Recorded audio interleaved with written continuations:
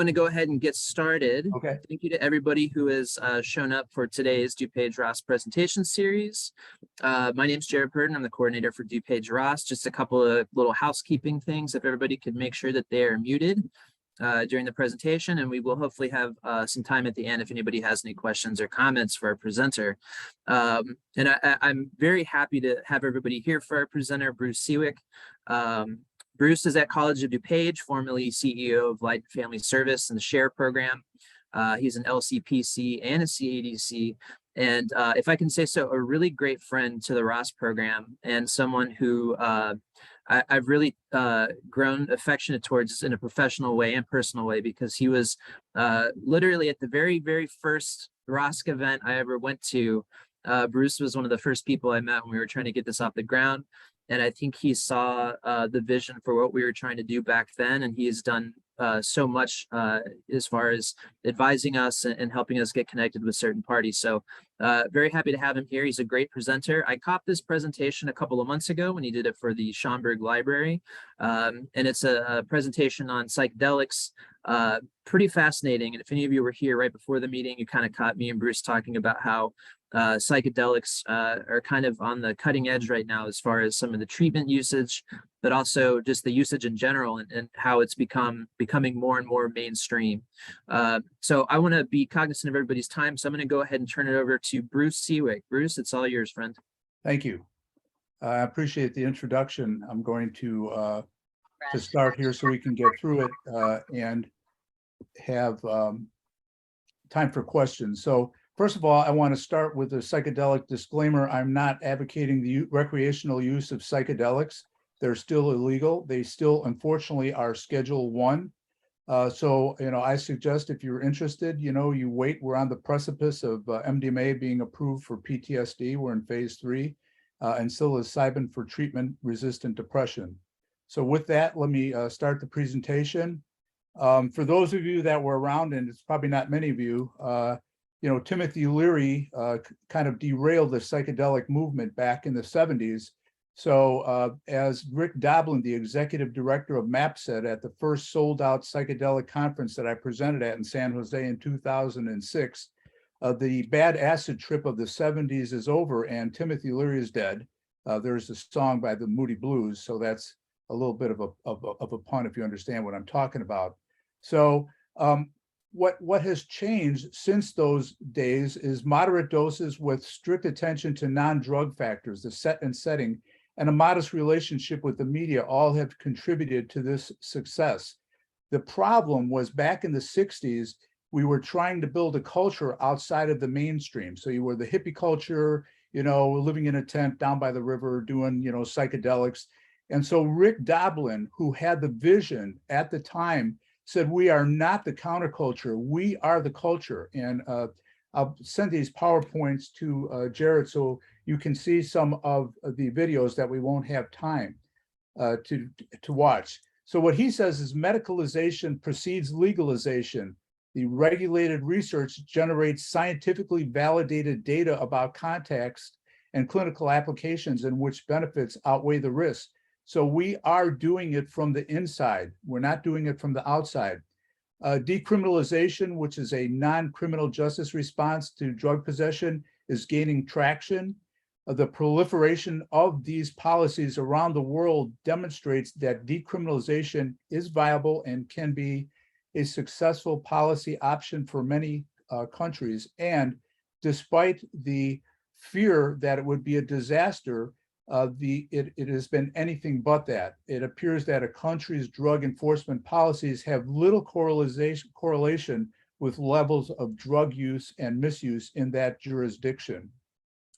So several jurisdictions listed on the slide here have decriminalized one or more psychedelic substances, and over 25 countries have decriminalized drugs to some degree. 12 states, including Illinois, have similar proposal that would decriminalize or legally regulate psychedelics, which brings us to Illinois House Bill 1, the Compassionate Use and Research of Entheogens Act.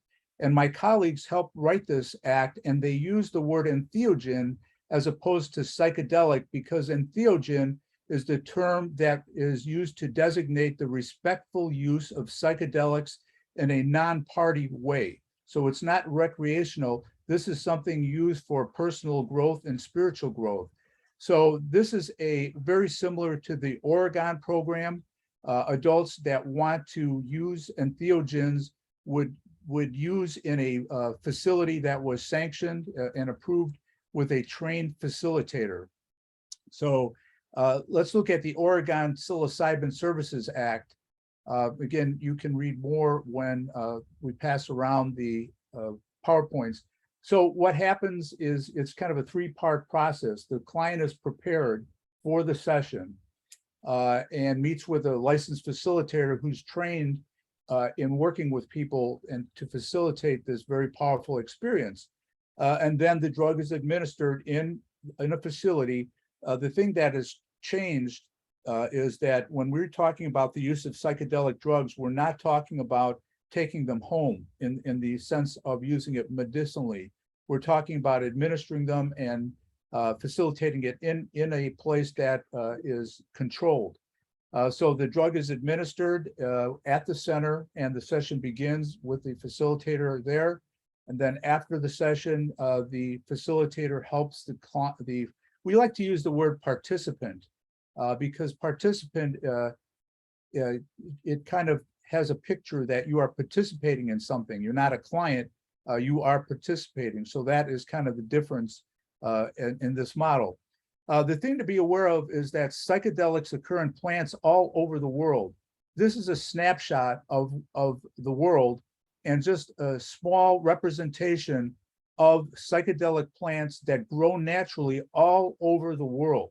So that is very significant because the synthetic version of it aside, plants that have psychedelic properties are all over the world and have been used for a long time very successfully. So what did we learn from that? The indigenous cultures got it right. And that has become our model. I was around for the first time. Psychedelics were legal when I was an undergraduate in psychology. Psychedelic and psycholytic therapy were used very successfully. Then it kind of went off the rails in the war on drugs, which we'll talk about later. And so what we've come back to now this time is to look at the way the indigenous cultures have used psychedelics for centuries. It's ritualistic and it's in a prescribed setting for healing, for knowledge, structured use, and there's restrictions on use. Again, it's not being used recreationally. So we look at some of the indigenous use. You've got the Mazatec tribe and magic mushrooms. We've got the Bwiti people of Gabon and the mystical iboga root. And ibogaine, which is a derivative of that, is very good properties for helping people with opiate addiction. The Huichol and their pilgrimage for peyote, and the Amazonian tribes in ayahuasca. You read a lot about ayahuasca ceremonies in the United States. So to start off with, altered states are mind-body states. So that, in the 60s and the 70s, when everything turned on drugs, the whole altered state thing was considered hippie, and it was kind of demonized. And now, not just psychedelic states, but altered states, meditation, yoga, these are considered, and it's my mentor that came up with this concept of a mind-body state. His name is Dr. Tom Roberts. So this single state view of the mind is a fallacy. Our Western monophasic view of reality, which is defined by the waking state only, in other words, the waking state is the only thing that has any value, does not acknowledge other states of consciousness, whereas other polyphasic societies derive understanding from reality based on multiple states of consciousness. So what Dr. Roberts concludes is it's more useful to consider multi-state theory instead. So apps are to devices as mind-body states are to minds. So the whole computer applications is a way to kind of conceptualize this state. So when you are in a psychedelic state, you are in a mind application for psychedelics. When you are in a yoga state, you are in a mind app for yoga, and then you can do experimentation. What happens when you combine yoga and psychedelics, for instance? So Stan Groff, who I had the opportunity to meet, one of the most experienced researchers on non-ordinary states of consciousness, refers to them as holotropic, which means moving toward wholeness. And he actually came up with a non-psychedelic way to alter your consciousness called holotropic breathwork, which changes the mix of CO2 and oxygen, and it will put you in a very altered state of consciousness. You can look that up, holotropic breathwork. He posits that the human psyche is not limited to postnatal biography and the Freudian individual consciousness. So what he found because he did over thousands of psychedelic sessions, and he has been around for a long time, he acknowledges that there's two additional layers of consciousness, the perinatal layer before birth and the transpersonal layer. And he also posits that memory aggregates are kind of congregated in what he calls condensed experiences, COXs. So you might notice that yourself is like, if you get triggered and you're angry, you start thinking about other things that have made you angry because they're kind of grouped in your neural net that way. So he has come across this in his administration of psychedelics for therapy. And this is kind of a little bit of a complex thing, but you can look at it at your leisure. And he looks at the birth process he looks at birth and death as being the most powerful experiences in the human lifetime. And he has broken up the birth process into 4 stages.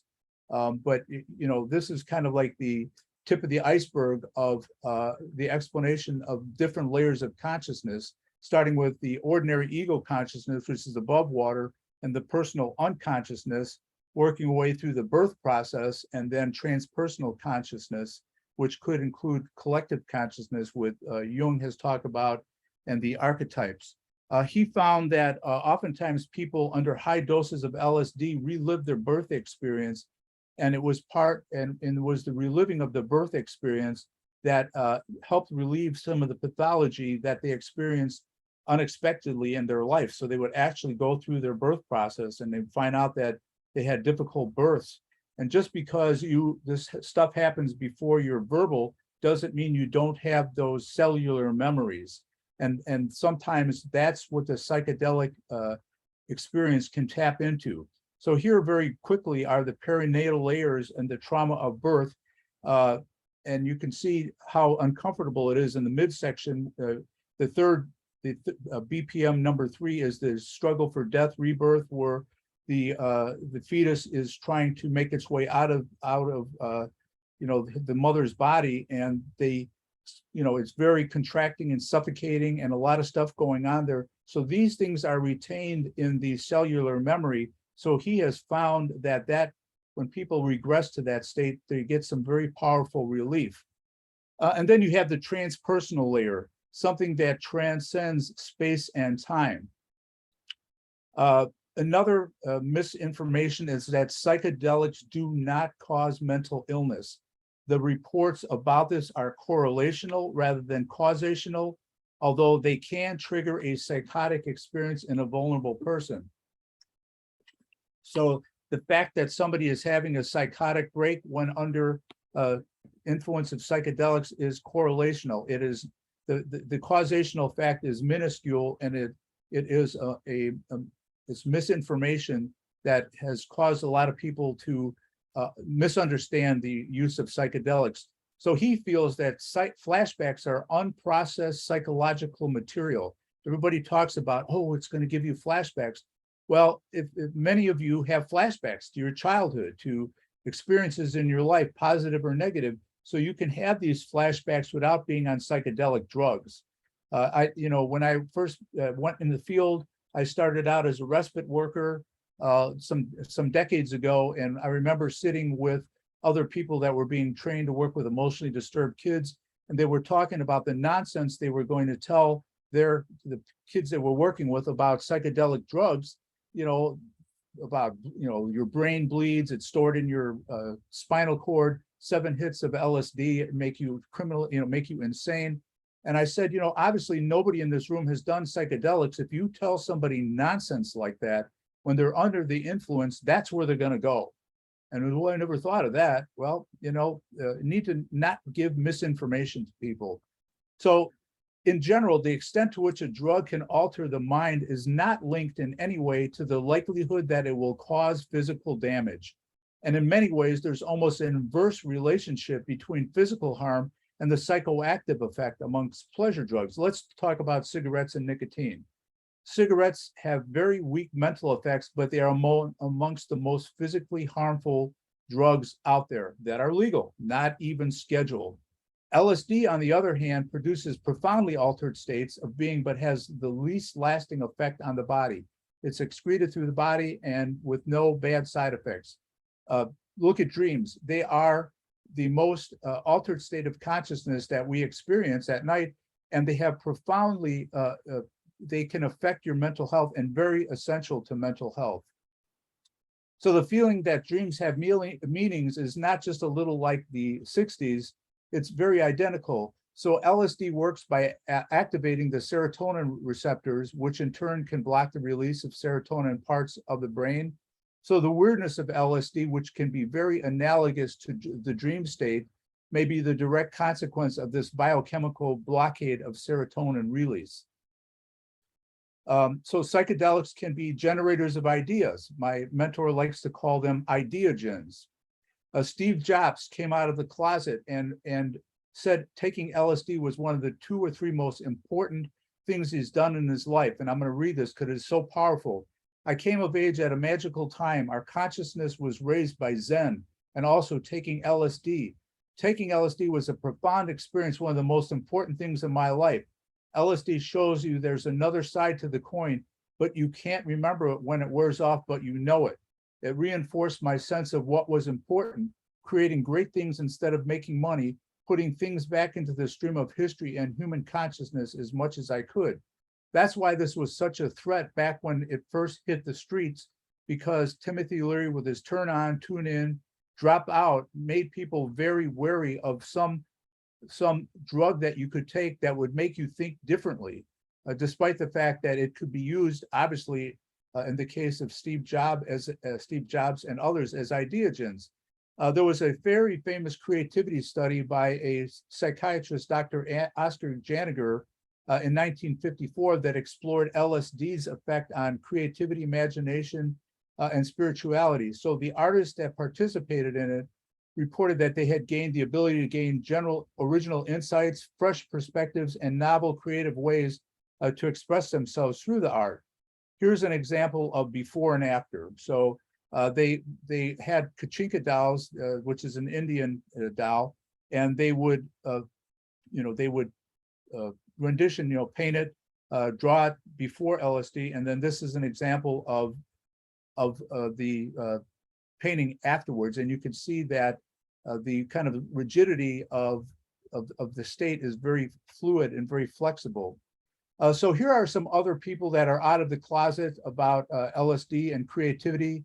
Kiyoshimo Izumi used LSD to design a hospital. Mark Pesce used LSD to influence virtual reality modeling language. Carl Sagan used cannabis to enhance creative scholarship. Aldous Huxley wrote about his psychedelic experiences, and he was the first to use LSD at the time of his death as a way to transition to the other side. Sam Peterson, the 1996 Inventor of the Year, admitted to cannabis use. Bob Wallace, who is deceased, was a Microsoft founder, was a psychedelic philanthropist. And Kary Mullis, the Nobel Prize-winning chemist, admits that LSD helped him develop PCR, which was a method used to amplify DNA. Ken Kesey, many of you might be aware of it, wrote One Flew Over the Cuckoo's Nest, parts of it, while under the influence of LSD. Dan Mercure, who's an author, used psychedelics for literary creativity. Francis Crick, who is a Nobel Prize-winning father of modern genetics, deduced the double helix structure of DNA under the influence of LSD. If you ever want to watch an interesting cartoon, Google Doc Ellis and his no-hitter against San Diego Padres while under the influence of LSD. he did a hit of LSD and was called on to pitch under the influence of LSD, and he pitched a no-hitter on June 12th of 1970. Very, very interesting. Phil Jackson attributes LSD-induced vision that he had in Malibu in '73 to see basketball in a new way that helped boost his coaching performance. And then there's Burning Man. Many of you might be familiar with Burning Man. The thing that I want you to take away from Burning Man, so Burning Man exists at the end of summertime in the desert of Nevada, and it's a temporary city. In the last Burning Man, I think 80,000 people showed up. The thing that is the takeaway that I want to talk about is they use a harm reduction approach, because even though psychedelic drugs are illegal, there is a lot of psychedelic drug use going on there. And what they have is and this is part of MAPS, a Zendo, which is a way to have harm reduction as a way to deal with people that are having bad trips. So what they do is they provide a supportive environment and specialized care to transform difficult psychedelic experiences into valuable learning opportunities. The thing to remember is that just because an experience is difficult does not make it bad. Therapy oftentimes is uncomfortable, but that is part of the necessary growth process. So the Zendo work reduces the number of drug-related hospitalizations and arrests, and a lot of the future psychedelic therapists, psychiatrists, social workers are trained at the Zendo complex there as part of Burning Man. And you don't hear much bad press about Burning Man because making it a police problem or a psychiatric problem can make it much worse. So what is it that makes psychoactive drugs so powerful as far in a therapeutic context and spiritual growth? They can facilitate mystical experiences that can alter traits. So the feature that distinguishes psychedelic agents from other classes of drugs is that it reliably induces a state of altered perception, thought, and feelings that are not experienced otherwise except in dreams or at times of religious exaltation. And by the way, when you have trained raters that are rating mystical endogenous experiences from within a religious experience versus exogenous experiences from without, they are indistinguishable. So whether you have a mystical experience because of an internal religious experience, or you have a mystical experience that's generated from psychedelics, you cannot distinguish the difference. So Maslow, who was hanging out with the psychedelic researchers, developed the concept of a peak experience. He felt that a transcendent, potentially spiritual, life-changing experience as part of the mystical experience could play a role in self-actualization. So he was very, very influenced by early psychedelic research.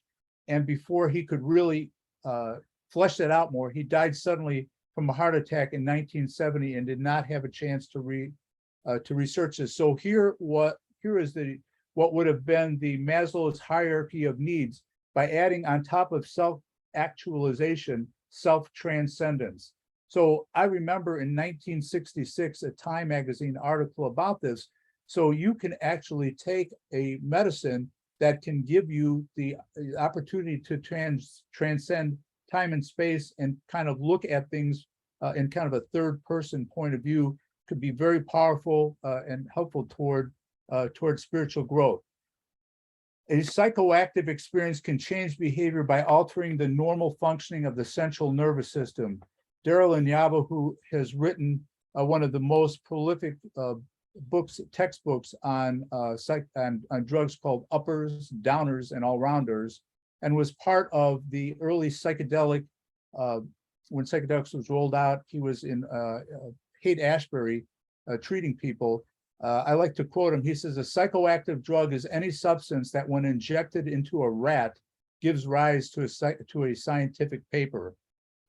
So mystical experiences, both psychedelic and non-psychedelic, can facilitate a quantum change with a possible shift in perception. So psychedelics have the ability to turn you on a dime by the insight that it gives you while you're in an altered state of consciousness. So it can facilitate a quantum change. So under very defined conditions, with very careful preparation, you can safely and fairly reliably occasion a primary mystical experience that may lead to a positive change in a person. Because psychedelic drugs are dose respondent, so typically at some dose, you will get that experience. I think that the title of the groundbreaking research that was published in 2006 says it best. Psilocybin can occasion mystical type experiences having substantial and sustained personal meaning and spiritual significance. In this study, more than 60% of subjects described the effects of psilocybin in ways that met criteria for a very full mystical experience as measured by established psychological scales. The Religious Freedom Restoration Act acknowledges 2 religious practices in the United States that includes the use of entheogens. Again, entheogen means the God within. So these plants in a religious ceremony. You've got peyote and you have ayahuasca. So these religions that have a what we would call an actual live communion where you can experience the divine are legal under the auspices of religion in the states that recognize this across the United States. So I was invited, because I teach a class on psychedelics, I was invited to a religious ceremony using peyote by the Native American Church. And it was actually was one of the most religious, very rigorous religious experiences I've ever had. And I wouldn't do it again because it was so rigorous. They had a lot of rules, and people ingested peyote the entire night, and you weren't allowed to, out of respect for peyote, it causes some purging. They had a hole dug outside, and you purged in a hole that was buried afterwards. So they treated it very reverently, but it was a very rigorous experience. Also, and there's been a lot of talk about microdosing. So psychedelics can be used in some threshold doses. Microdosing is the act of integrating sub-perceptual doses of psychedelics into your weekly routine. So what they found is increases creativity, energy, and increases focus and improved relational skills. So that's the other thing, is you can use psychedelics in sub-threshold ways. You don't have to do a full-on psychedelic experience. So there's a lot of microdosing going on now, and you don't hear much bad press about it because it's a sub-threshold dose. Ayelet Waldman wrote a book called A Really Good Day and talked about microdosing making a mega difference in mood, marriage, and life. She said, "Today I took my first microdose. I feel a tiny bit more aware. The trees look prettier than usual. The jasmine smells more fragrant. It suddenly occurs to me that I feel mindful, a feeling I have tried to achieve through meditation, though I always come up with zip. I am finding it a little bit easier to notice both my thoughts and my body moving through space." Another important thing, and I was talking about this earlier, is psychedelics should not be in the same DEA scheduling as addictive drugs. We're talking about addictive drugs as heroin or cocaine. The DEA, which was established in July of '73 by President Nixon, was his hallmark of his war on drugs. And this recently came out in 2016. Don Baum, who interviewed John Ehrlichman, Nixon's domestic affairs advisor, reveals the true motivation behind Nixon's war on drugs. Think of the damage this misinformation has created in our society and the people whose lives could have been saved. So I'm going to read it because it's very powerful and it upsets me to this day because I was there. The Nixon campaign in 1968 and the Nixon White House had 2 enemies, the anti-war left and Black people. You understand what I'm saying? We knew we couldn't make it illegal to be against the war or being Black, but getting the public to associate hippies with marijuana and Blacks with heroin and then criminalizing them both heavily would disrupt those communities. We could arrest their leaders, we could raid their homes, we could break up their meetings and vilify them night after night on the evening news. Did we know we were lying about drugs? Of course we did. So here we are many years later and nothing has changed. The war on drugs still continues to incarcerate people on color, and we have more people per capita in jail than any other country in the world thanks to the war on drugs. We've become very, very adept at warehousing people with mental illness and in prisons based on misinformation that was started to stop the anti-war protests and to derail the Black Power movement, which was a threat to Nixon and his administration back in the late 60s. So if you're not familiar with the DEA scheduling, the Schedule 1 that we're talking about has the highest potential abuse with no accepted medical use.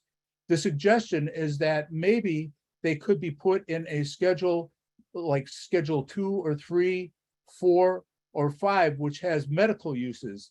When MDMA was being debated about scheduling, the DEA stopped all conversation about it from the scientists and put it in Schedule 1. So a way to look at the safety of drugs is to look at the ratio of the fatal dose to effective dose.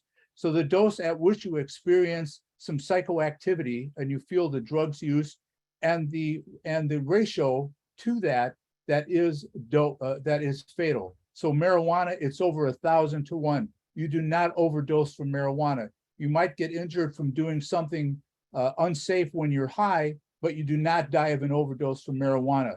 You do not die of an overdose from LSD. It's 1,000 to 1 fatal effective dose to fatal dose. Psilocybin, the same thing, 1,000 times more than the effective dose is considered problematic.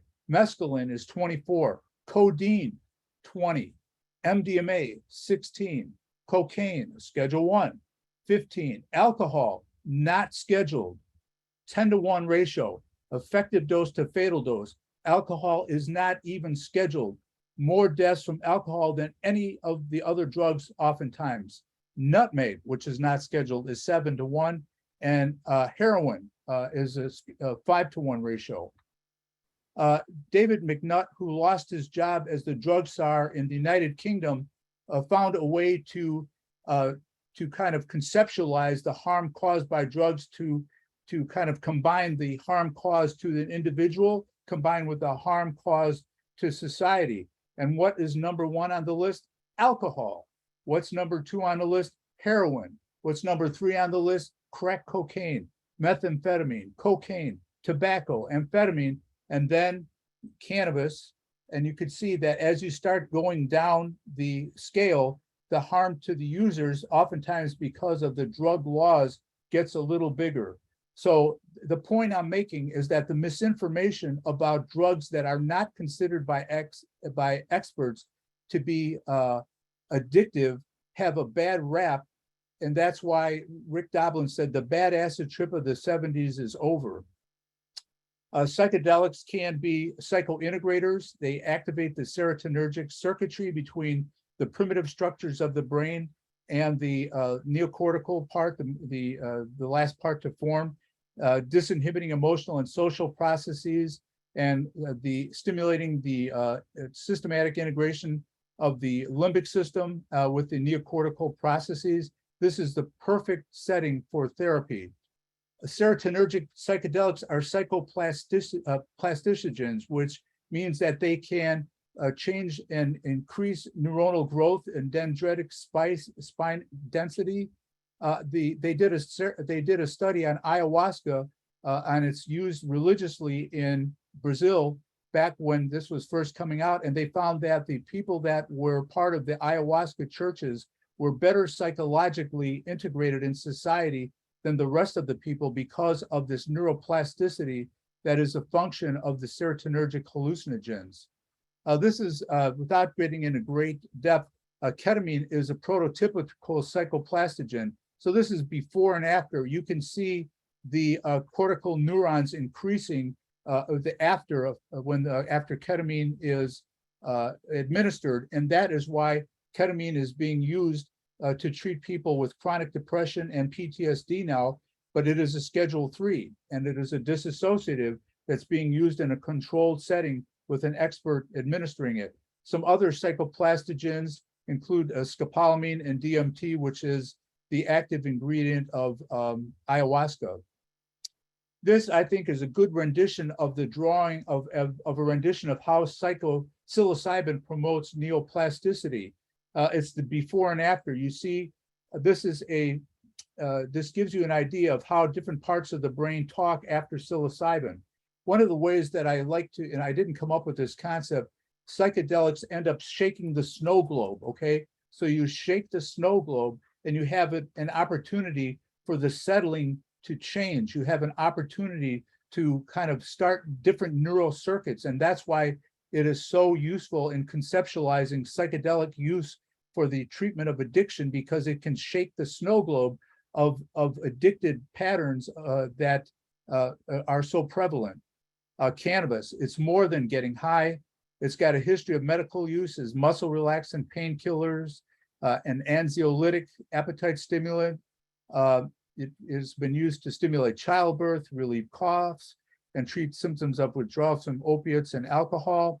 And in 1990, researchers found there's receptor sites in the brain that are reactive to THC. The brain actually has its own natural neurotransmitters, which they call endocannabinoids, that fit into the cannabinoid receptor sites. So think about this.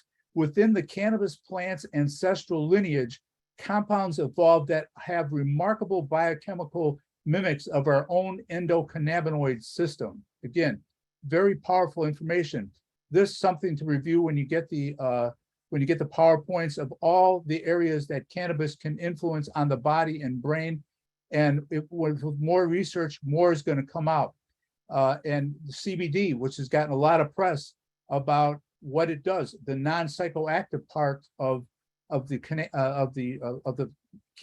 marijuana plant, has a lot of properties that we are just now beginning to understand. Medical marijuana, MAPS conducted a study of smoked marijuana for PTSD. All treatment groups, including the placebo group, showed good tolerability and improvement in PTSD symptoms, but no active treatment with cannabis outperformed the placebo. So the research there needs to be more research on this. Serotonergic psychedelics help with the symptoms of cluster headaches.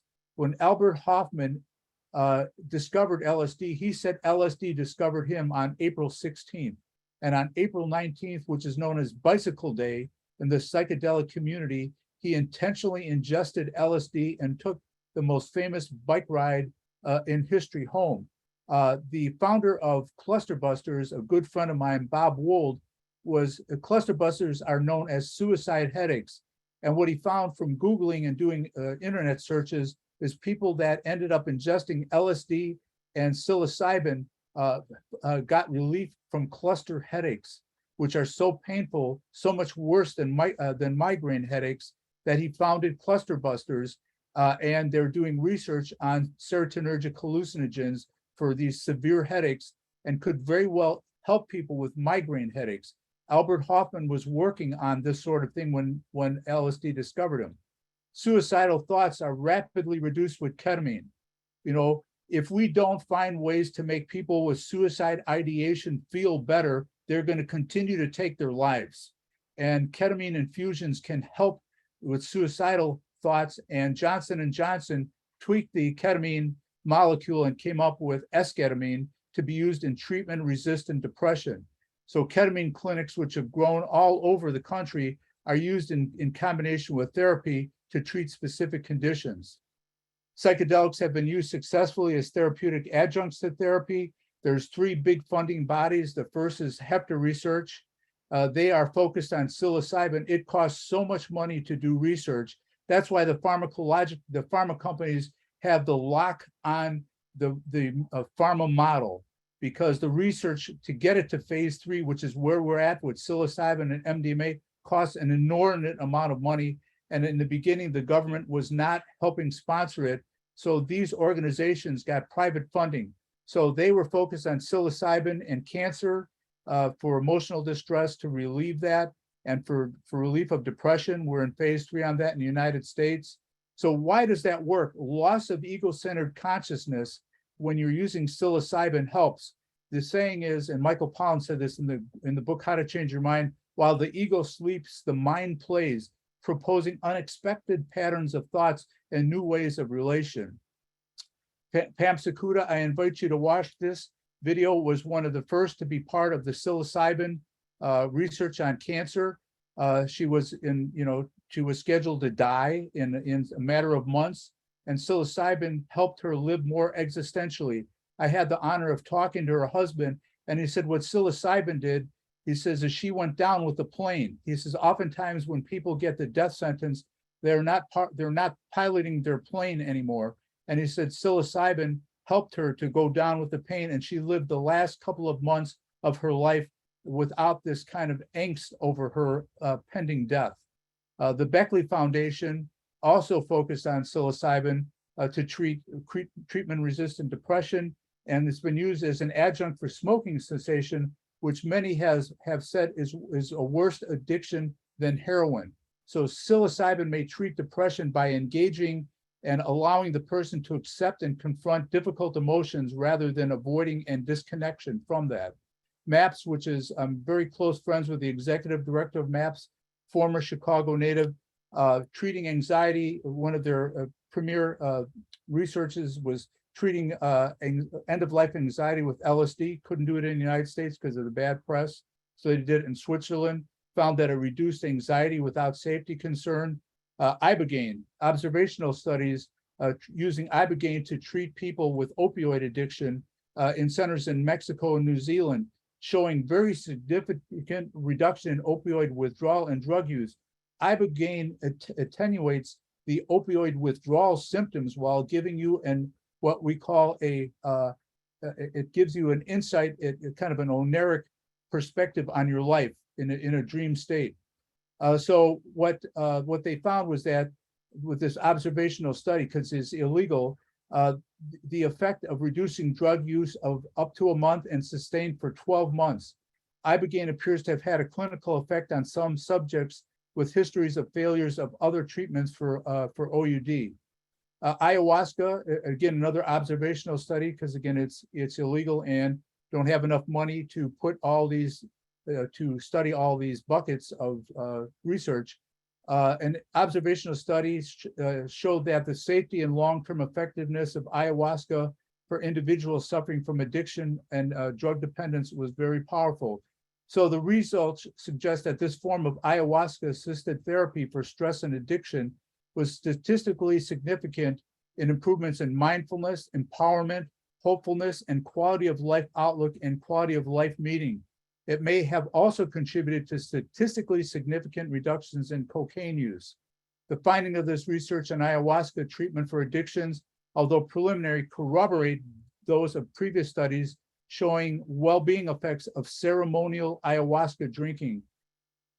Peyote is considered an intervention for alcoholism by the Indian Department of Human Services. The peyote life is a contraindication for alcoholism and very powerful. So just be aware of that. MDMA assisted therapy is in phase 3 with possible approval next year. The results were so powerful, it was designated breakthrough therapy by the FDA in 2017 and approved expanded access in 2020 to people that were in such a bad state of treatment resistant PTSD that they allowed people to access the treatment outside of research. It helps with anxiety around dying. There's some research looking at social anxiety of autistic adults and eating disorders, and very minimal impact on healthy volunteers. So in conclusion, I like to say that this technique may change the practice of psychotherapy on a scale akin to what is followed in medicine after the discovery of antibiotics. So that ends the presentation. I'm open for questions now. I hope you enjoyed it. This is a labor of love. I always update it, and I'm always presenting on psychedelics. It just may save the world. Any questions? Thank you, Bruce, so much. Yeah, I want to open it up for questions. If you want, you can put up your little digital hand. I already see a digital hand up, and Yeah, Rue. we'll spend the next few minutes. So yeah, whoever, Yeah. Rue, it looks like, if you want to Yeah. go ahead, unmute. Hello, can you hear me? Yes. Yes. Okay, good. Hi, Professor Sewick. I just wanted to say thank you so much. This is a very informative talk. I think it really helped me to understand the contrast between the perception around psychedelics in terms of its like political and historical context versus the scientific evidence basis for its safety and efficacy, and how, you know, how big of a gap there is between those two things. And one of the things that I was wondering was, I know that right now it's not something that's covered by Medicaid and Medicare, and yet we know that substance abuse and mental health disorders are more prevalent and among the poor, and the people who are more likely to have Medicaid and Medicare. And I guess I'm just wondering what you think is the likelihood, you know, in our lifetime of psychedelics sort of becoming accepted kind of in the mainstream, particularly by like third-party payers. I think it'll happen. The question is what kind of cost to assign to it, because the thing that is so different when you look at psychedelics as medicine, it's like, okay, you have a headache, you take a pill, right? You have this, you take a pill that relieves the symptoms. That's not how psychedelics work. So the cost will be in the session itself, because the effect of psychedelics are the process caused by the ingestion of it and the internal work done. So then what kind of cost to assign to the session? So a session may cost thousands of dollars, I mean, I think that the fact that ketamine now is being reimbursed by, I believe, some insurance panels is a good sign that this is on the way, because ketamine has that kind of model too. So you take ketamine and it's the experience that you go through under the influence of this strong dissociative that causes you to have this life-changing experiences and also the psychoplastogenic effect. So I think that the insurance companies will eventually be on board, but you have to realize the big pharma doesn't want any part of this. Some of the more dismaying things that I've come across in my academic research on psychedelics was, for instance, they came up with a non-psychoactive version of LSD called bromo LSD. So you add a molecule onto LSD, it's non-psychoactive, came to the pharmaceutical companies, maybe we could use this for headaches, cluster headaches, not interested. They are not interested in something that you can take a couple of times in your lifetime. So that, I think, it's more of a culture shift, because they want you, and I'm not against pharmaceuticals, but they want you to take medication for the rest of your life. They don't want you to take something that could potentially cure you of your psychopathology in a couple of sessions. PTSD, they found out the research that 67% of the people did not meet the criteria for PTSD. So in a sense, they were considered cures. That is not the pharmacological model that, which is founded on profit and shareholders. So I think that it's going to be a culture shift in that. Pharmaceutical companies are not very big on alternative methods and not big on herbal medicine either. They don't want you to take something that could naturally make you feel better. They want you to take something that was derived from plants medicine and that you pay for in the pharmacy. So I think we'll see what happens. It's unfortunate. So, I mean, what I'm hearing from you is like the bigger kind of opponent or barrier to this is going to be like lobbying from pharmaceutical companies as opposed to the insurers themselves. Do you know if there are any studies that show, because it makes sense, like if it's a couple sessions and it's done, that it may be, in the end, it might be more cost effective than medications you take for the rest of your life. Do you know if any studies have been done to sort of show that? The studies do show it. I mean, if you look at the MDMA PTSD research, de facto, it shows that if 67% of the people do not have symptoms, that speaks volumes. Thank you. Anybody else have a question? I've got a quick one, Bruce, Sure. and then if anybody else wants to follow up. And this is more, I guess, kind of an opinion question, just based on your experience in this stuff. So should these treatments be something that is like a primary thing that we should be offering, or should they be kind of reserved for maybe more special cases? Like in an ideal world, what do you see that? How do you see that looking? Well, I think what has happened, and I saw it, so the first studies with psychedelics went to treatment-resistant conditions and dying, So it was kind of like, well, people are dying, they're not getting relief. So that's how we kind of broke ground on it.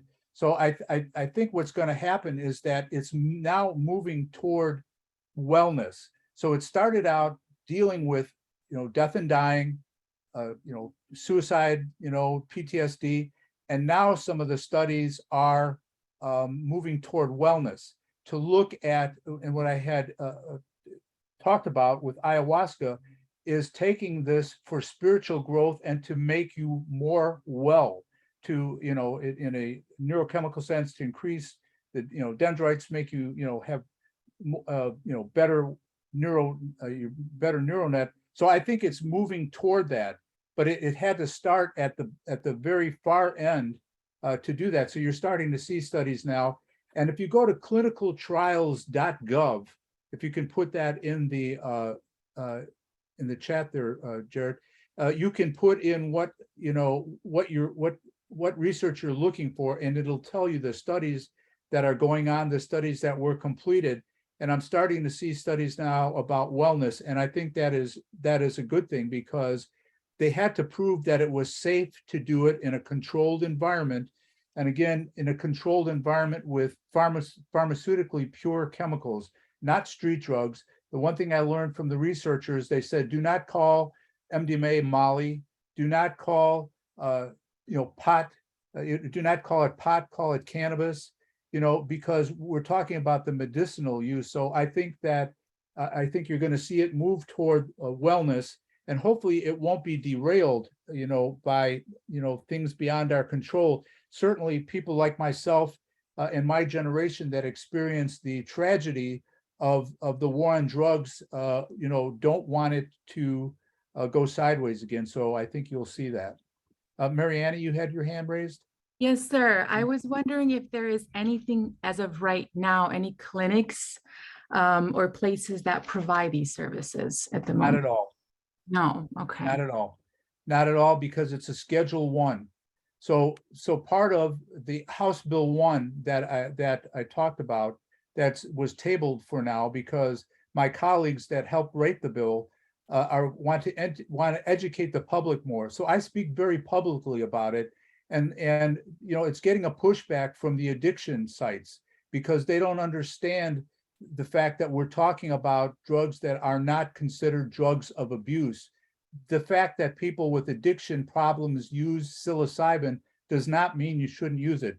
So because it is a federally Schedule 1, it is illegal, and the only place, and I don't recommend it, is underground. And so if the psilocybin bill passes in Illinois, then they're going to have to figure out how to, and I don't even know the mechanisms of it, because it is, well, marijuana is a good example. So that's the answer. So marijuana is a Schedule 1, which means it has no medicinal value, which is the most ridiculous thing I've ever heard. But Illinois and the other states have figured a way around it and have made it legal. But the dispensaries can be raided by the feds, and so the same thing probably will happen with psilocybin if this gets passed. And they use the word entheogen so that people would realize that psychedelic is kind of pejorative. It means mind manifesting, which I actually like that term. But the God within is the more respectful use of this in a controlled setting. So unfortunately, the only psychedelic drug that you can use legally is ketamine, which is a Schedule 3, and there are ketamine clinics. My colleagues that wrote the House Bill 1 have a ketamine clinic in Chicago, and they are doing ketamine therapy. I myself did a ketamine infusion. I had the death of a family member that I want to go into, and I was wrecked with grief. So I personally did a legal ketamine infusion, and it helped me disassociate myself from the profound grief I had from the loss of a beloved family member. So, Rebecca, you had your hand up? Yeah, I have a couple questions. I don't know if they're kind of weird, but it was one about the Burning Man that they had in 2022. Right. Like I've used psychedelics before, but obviously like illegally, right? Before you started talking, I will like just like be honest, like I didn't really have a good outlook on psychedelics and using it as, but now that like I heard you talking, like I have complex PTSD and I have like nightmares pretty much every night, you know what I'm saying? So like it actually sounds like something that's good. But yeah, so I had a question about the Burning Man. I never had a bad trip, but how do they keep that from happening with 80,000 people there, right? How do they keep people from not having a bad trip? Well, And then go ahead. also I had a question about the religions. You said you went to this one religious place and had like peyote or whatever. Yes. How is that cultural appropriation? Like that's what I've always thought, like when you're going into another culture like that, you know what I'm saying? Like, that's what I've always heard. So I'm not sure what you mean about cultural appropriation. I mean, I was invited by the Native American Church because of my teaching a class and being very outspoken about psychedelics. So I had to partake in the ceremony by their rules, and I would never do it again. It was a very you weren't allowed to lay down. You weren't allowed to throw up in the toilet. You couldn't cross the tobacco line, and you ate peyote, drank peyote chips all night, and people sang, and the clergy lectured, and so forth. So I respected. We had to build a sweat lodge before that and take part of it. So I became part of that culture, and I'm glad I did the experience. Would not do it again because I felt it was pretty brutal, you know.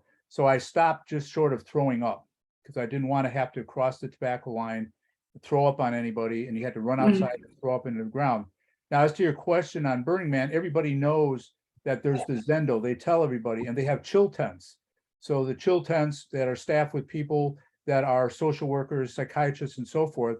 And the thing that they do is they don't talk the person down, they talk them through. So, you know, psychedelics are time limited. So eventually you're going to come down, and then they'll you know, as opposed to being overstimulated, they'll understimulate, and it'll help bring the person to a less panic state. I myself used to get regular calls from the psychedelic community, and I would jump in my car and go out to people that were having bad psychedelic experiences, and they were invariably the same thing. Somebody went to a party, somebody took a drug, somebody didn't feel it, somebody took more drugs, and then they stacked the drugs, and then pretty soon they were out in a mind state that they couldn't navigate. So they would call me, I would get in my car, and I would drive out to wherever it was, and then I would try to talk to the person and see if they needed to be psychiatrically hospitalized, and some did. You know, Yeah, you know, I've seen that before. Yeah, I've seen that happen to people around me. And you know, the worst thing oftentimes, and when I was the CEO of Leiden Family Service, somebody was psychiatrically hospitalized for doing mushrooms. So they called me down to talk to the guy, and I said, "So how much did you use? How many grams?" He says, "I don't know. I ate a handful." And Right. it's not like I'm going to give, you know, harm reduction in a mental health setting, right? But you know what? Low and slow. You don't take a handful of mushrooms. I mean, he ended up proverbially, you know, in a very bad place after eating a handful of mushrooms. You don't do that. And so the one thing about my teaching the class, you don't hear of people having bad trips because they've learned that you don't do things like that. Back in the early, you know, days when I was around the first time, people were doing too much, and it was causing problems. You don't need to do so much that you are in a mind state that you can't navigate. You know, the dimethyltryptamine experience that started this whole thing by Dr. Rick Strassman, you have an intense, that's the active ingredient of ayahuasca, you have an intense experience in 30 minutes. You're up and down in 30 minutes with DMT. And No, peaking, or it's called yes. peaking. So, but what he did is he stopped doing it because people came back and they didn't know where they went and they didn't know how to make sense of it. So so somebody's like, well, where was I? You know, Terrence McKenna called it, you know, you're behind the scenes with the machine elves, you know, you're behind the curtain of Oz, you know? And so if he says he was kind of doing people a disfavor because it's like they couldn't, where was I? It seemed like I was somewhere where things were being made, you know? And so the ayahuasca, you know, using it more naturally, you know, the effect is over a longer period of time. And, you know, hopefully, you know, people ask me, what do I think of, you know, going to Peru? Well, I mean, I don't know.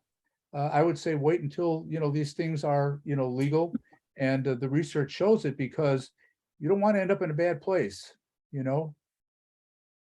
Thank you.